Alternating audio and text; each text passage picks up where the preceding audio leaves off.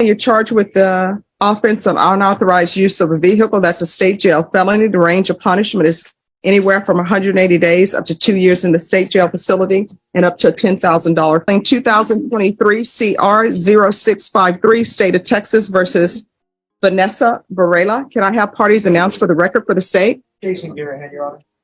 Defense. John Winter for the defendant. And are you Vanessa Varela? Yes. Counsel, you received all the discovery and did you review it with your client? Yes, Your Honor. Court will find that the state is in compliance with discovery. Ms. Varela, I'm showing you what's entitled Application for Deferred Adjudication or Community Supervision. Did you review that with your attorney? Did you understand it and did you sign it? Yes, ma'am. Showing you what's entitled True Bill of Indictment. Did you review that with your attorney? Did you understand it?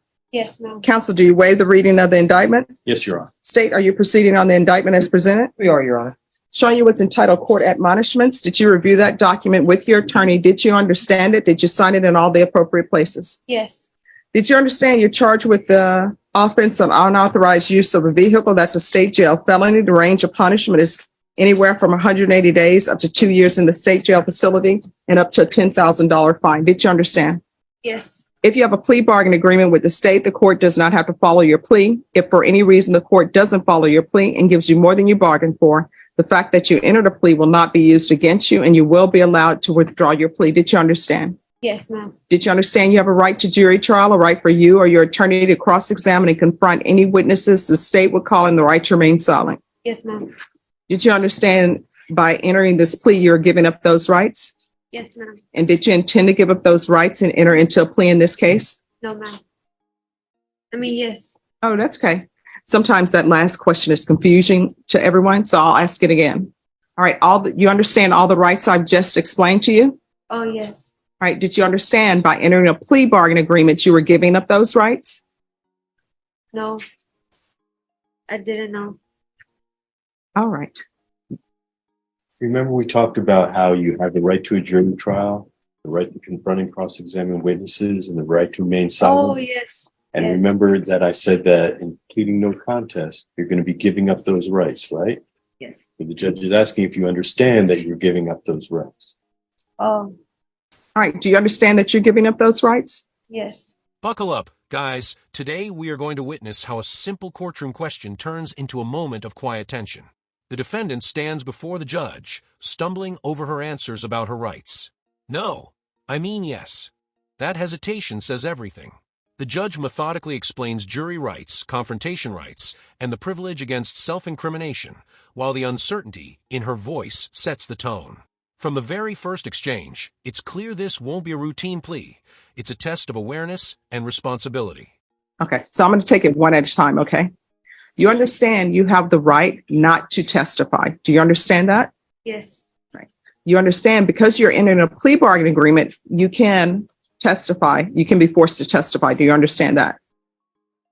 You have to answer. Yes, ma'am. All right. You understand that in cases such as this, the state would have to call witnesses to prove their case?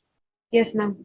All right. So because you're in a plea, the state's not going to call any witnesses. Do you understand? Yes. Right. Now, if the state were to call witnesses, your attorney would get a chance to ask questions of them. You understand that? Yes. So because you're in a plea, what that means is the state is not going to call any witnesses and your attorney is not going to get a chance to ask them questions. Do you understand that? Yes, ma'am. All right. So the other thing you have a right to is you have a right to have a jury trial. So because this is a felony case, there will be 12 jurors on your case and the state would have to present their evidence and a jury would decide whether or not you were guilty or not guilty. Do you understand? Yes, ma'am. All right. So because you're in a plea bargain agreement, you understand you're not going to have a jury trial. Do you understand that? Yes, ma'am. And you understand that your attorney is not going to question anybody. You understand that? Yes, ma'am. And you understand that you may have to testify. Do you understand that? Yes. All right. So do you want to continue with this plea or do you want a jury trial?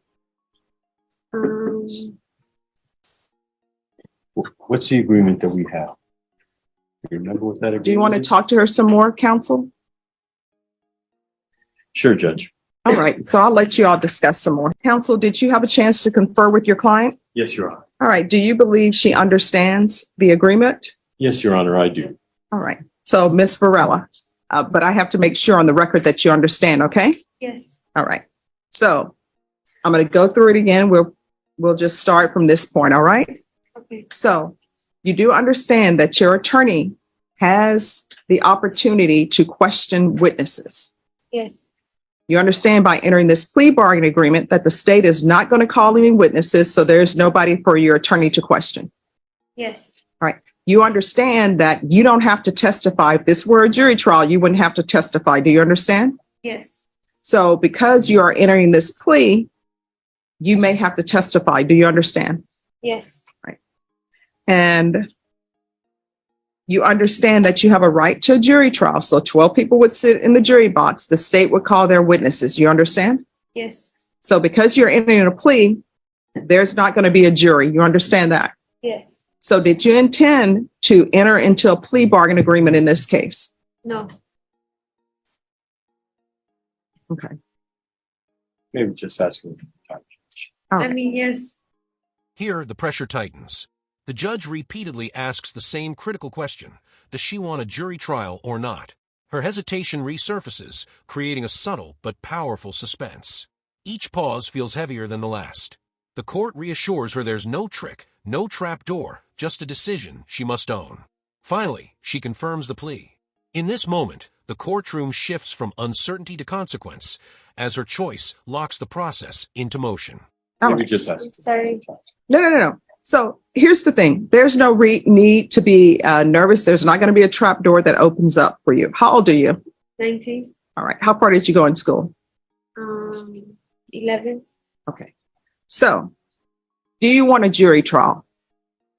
Do you want to go to a jury trial where 12 people would sit in the box?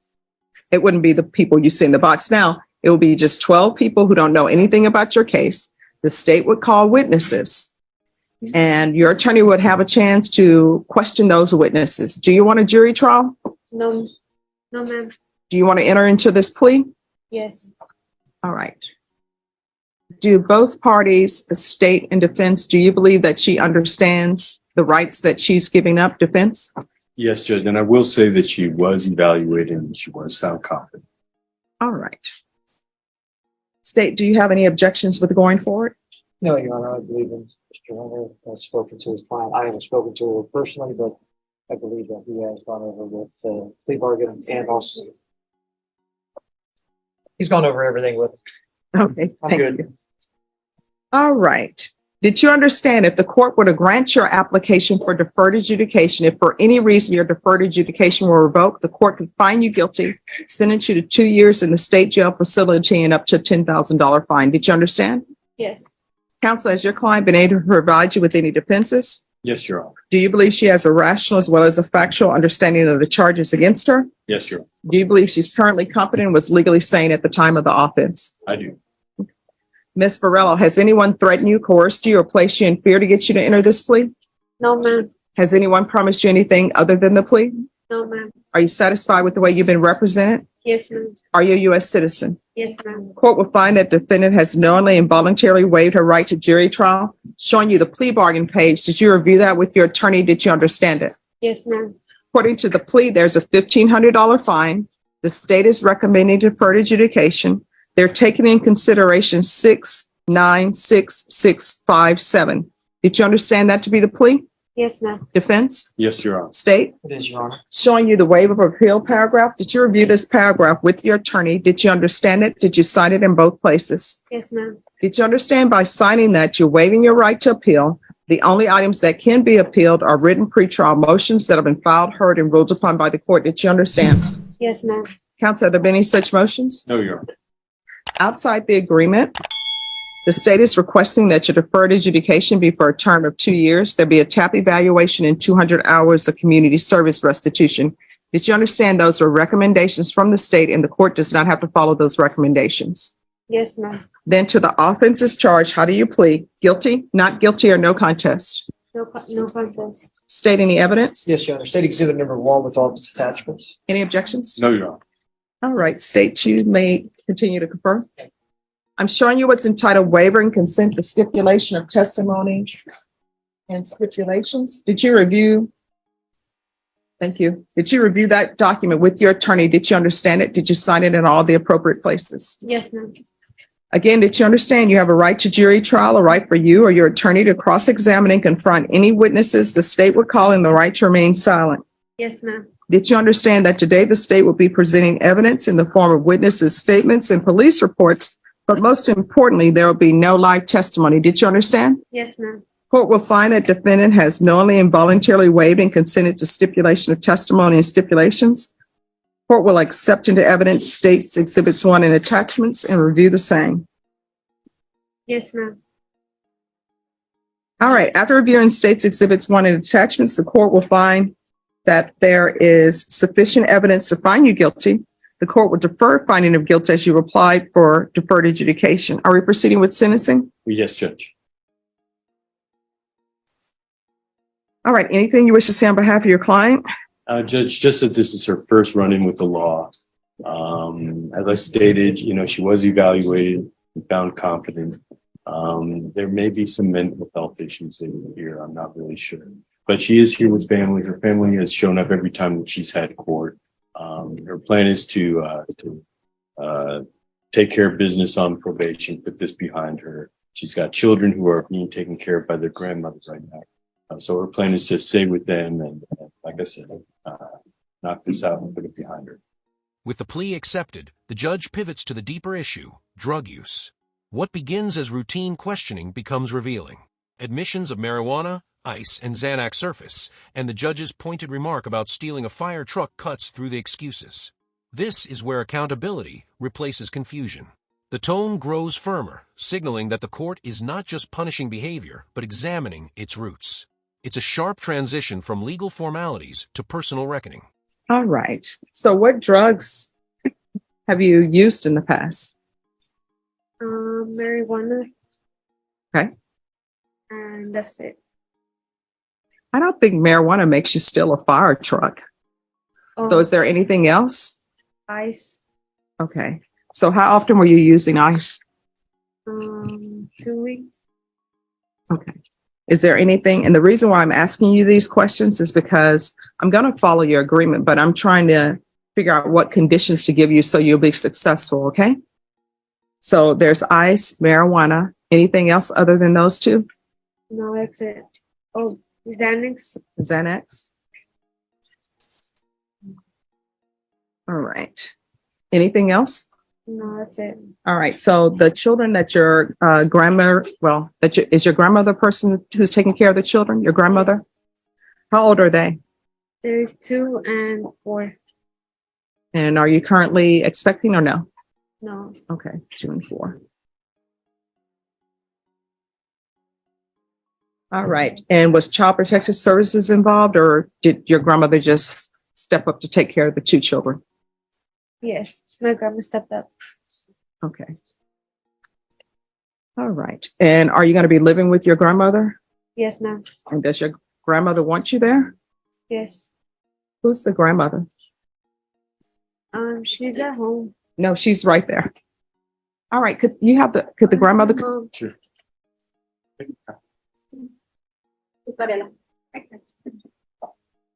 And she is a Spanish speaking judge. Do you speak Spanish? A little bit. Have an interpreter come in. All right. Well, I just want to know if she's okay with her living with her. ¿Tiene problemas con Vanessa a vivir contigo? Thank you. Es el plan, ¿verdad? Para Vanessa a vivir contigo, ¿verdad? Sí. So, yes. Yes. All right. Thank you, George. And thank you. Okay. All right. Gracias. Thank you. Gracias. De nada. That's all I know. Well done. All right. Thank you. All right. Come back up. Oh, and that was her mother, not her brother. So it's the grandmother to the children. The children's grandmother. Now the focus widens beyond the defendant. The judge calls the grandmother forward, questioning who truly safeguards the children. An interpreter steps in, adding gravity to the exchange. The court isn't just concerned about crime, it's concerned about stability, housing, and the welfare of minors. This segment feels less like prosecution and more like intervention.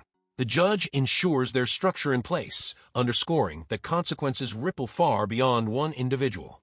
Okay. All right. This is what I'm going to do.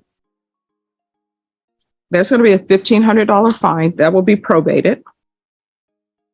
2 years. Well, I'm going to do 3 years deferred adjudication. Counsel, if she completes everything, you can always come back and ask for her to be terminated early. Yes, Your Honor.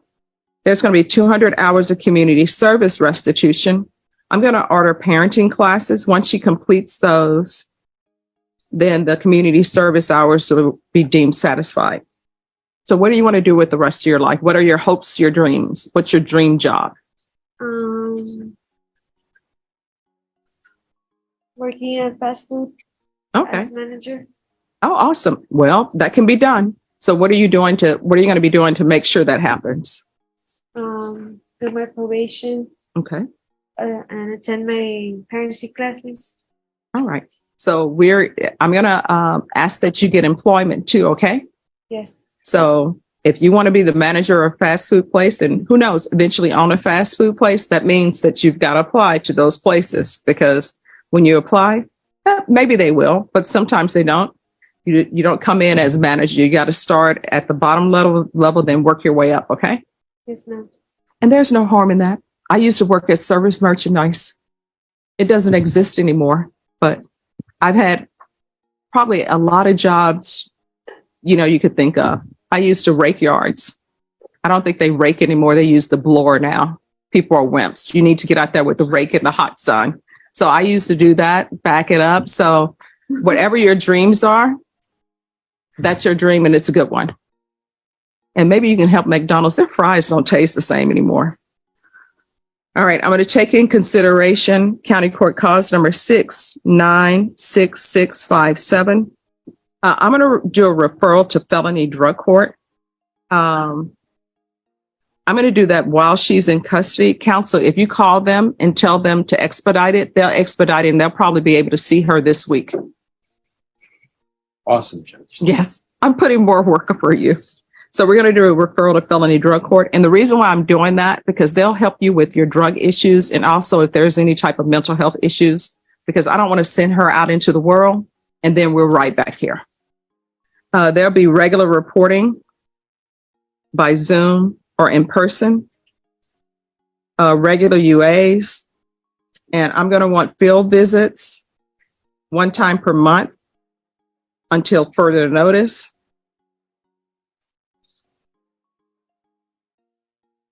And proof of employment within 45 days of release. No employment as a home healthcare provider or with minors. And I'm also going to put in no unsupervised contact with minors. The only reason why I'm doing that is because of the issue with the ice and the drugs. Once she's in a program, once she's starting her parenting classes, I'll probably lift that. Probation, is there anything else she needs? No, Your Honor. Is there anything else you need for me to be successful? Mm-hmm. All right. And Bashan, if you could put also in there that she's to reside with her mother. Okay. I'm going to show you what's entitled Trial Court Certification of Defendant's Rights to Appeal. Did you review that with your attorney? Did you understand it? And did you sign it? Yes, ma'am. All right. Because this is a plea bargain agreement, because I followed your plea bargain agreement, and because you waive your right to appeal, you do not have the court's permission to appeal. Do you understand? Yes, ma'am. All right. So if there's any questions that you have about anything, let probation know. If for some reason you feel as though probation is not answering your issues, you can always come back to court and let me know what they are. Okay. Okay, ma'am. All right. Good luck to you. Thank you, miss. Oh, you're so welcome. And stay out of fire trucks unless they invite you. Okay. This final stretch delivers the outcome. Deferred adjudication, community service, parenting classes, drug court, each condition laid out with precision. The judge balances firmness with opportunity, offering a path forward, but drawing a clear line in the sand.